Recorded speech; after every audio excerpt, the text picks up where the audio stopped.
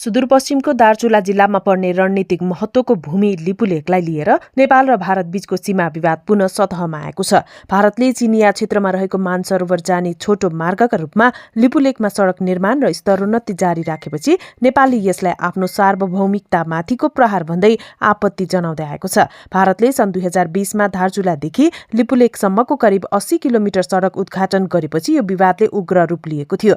नेपालको जानकारी बिना नेपाली भूमि प्रयोग गरी बनाइएको यो सडकले दुई देशबीचको कूटनीतिक सम्बन्धमा चिसोपन ल्याएको छ। हालैका दिनहरूमा सो मार्गलाई थप सुदृढ बनाउने र पर्यटकीय तथा सामरिक प्रयोजनका लागि सञ्चालनमा ल्याउने भारतीय कदमले विवादलाई फेरि बल्झाएको हो। लिपुलेख र कालापानी क्षेत्रको विवादको चुरो सन् 1816 को सुगौली सन्धिमा जोडिएको छ।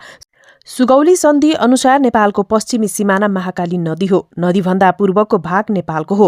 महाकालीको मुहान लिम्पियाधुरा हो।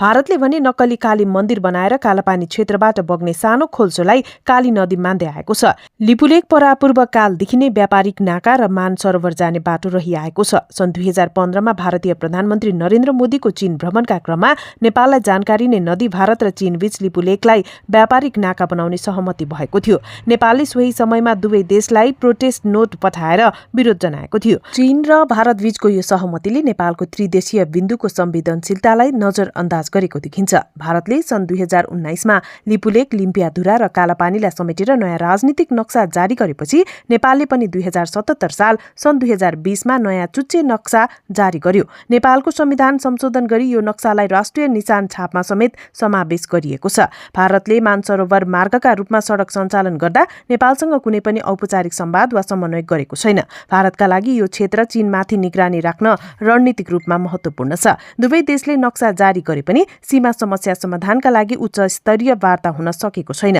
लिपुलेख विवाद केवल एउटा सडकको विषय मात्र नभएर नेपालको भौगोलिक अखण्डताको प्रश्न हो। नेपालले ऐतिहासिक प्रमाण, सन्धि, नक्सा र जनगणनाको रेकर्डका आधारमा भारतसँग स्पष्ट कूटनीतिक संवाद गर्नुपर्ने र चीनलाई पनि यस त्रिदेशीय बिन्दुको संवेदनशीलता बुझाउनुपर्ने देखिन्छ।